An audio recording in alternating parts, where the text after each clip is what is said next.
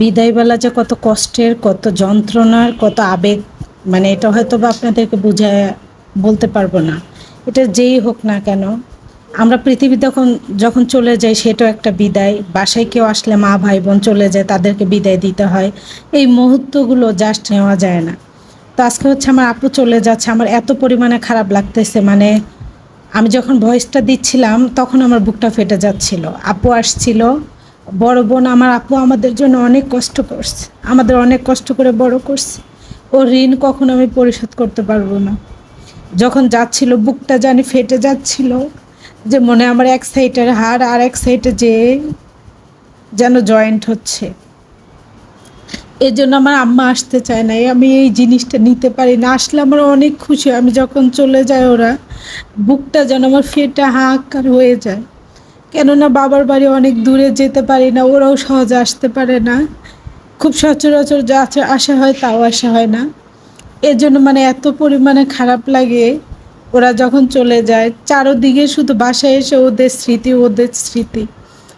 সকাল থেকে দুপুর পর্যন্ত আমি বসেছিলাম, আমি দুপুরেও রান্না করি নাই, যা ছিল তা দিয়ে ওর বাবা খাইছে, গোস্ত ছিল।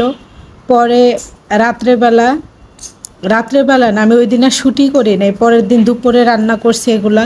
তো ক্যামেরার সামনে আর আমার ফেসটা আনি না, আমার এত ভীষণ মন খারাপ ছিল। ওর বাবার জন্য রান্না করছি পাঙ্গাস মাছ কাঁচামরিচ দিয়ে, শুকনো মরিচ ছিল না। আর মনটা খারাপ ছিল, এই জন্য বলতেও মনে ছিল না। আর আমার জন্য করলা রান্না করছি, আর হচ্ছে শাক ভাজি। পরে সংসার করলেন, আপনার মনে যতই কষ্ট থাক যাই থাক, স্বামী সন্তানকে আপনার চোখের পানি মুছে স্বামী সন্তানকে নিয়ে, মানে একদিকে কষ্ট ফেলে রেখে আরেকদিকে আপনার স্বামী সন্তানকে খুশি করতে হবে। এটাই আমাদের মেয়েদের জীবন। আর ছেলে মানুষ কষ্ট করে কিন্তু এক জায়গায় চুপ করে থাকতে পারে, মেয়ে মানুষ কিন্তু এটা পারে না। মেয়ে মানুষ যতই কষ্ট হোক, কান্না করুক, এই বাবু এসে কোলে উঠবে, হয়তো বা আরেক সন্তান এসে জড়ায় ধরবে, আমাকে এইটা দাও ওইটা দাও, এগুলো করতে করতে মানে কী বল, টেনশন মন মানসিকতা যে একটা শোক পালন করবেন, সেটা আপনার পালন করারও সময় পাবেন না। এইটাই মেয়েদের জীবন। কিন্তু আসলে ছেলে মানুষের জীবনটা অন্যরকম। তো যাই হোক, আপু চলে গেছিলো, এই জন্য ভীষণ মনটা খারাপ ছিল। মানে ওদের স্মৃতি শুধু। আর যখন আমার ভাগ্নে একটু দুষ্ট, তো বাসায় আসছে, মানে রুমটা সবসময় যেন আওয়াজ দিয়ে ভরে থাকছে, আর আমরা মা ছেলে দুইজন থাকি, নীরব হয়ে থাকে। এই জিনিসটা বেশি আর কি খারাপ লাগে। যাই হোক, সরি, আমি একটু ইমোশন হয়ে গেছি। এটা আমার জায়গায় অন্য কেউ হলো তারাও হতো।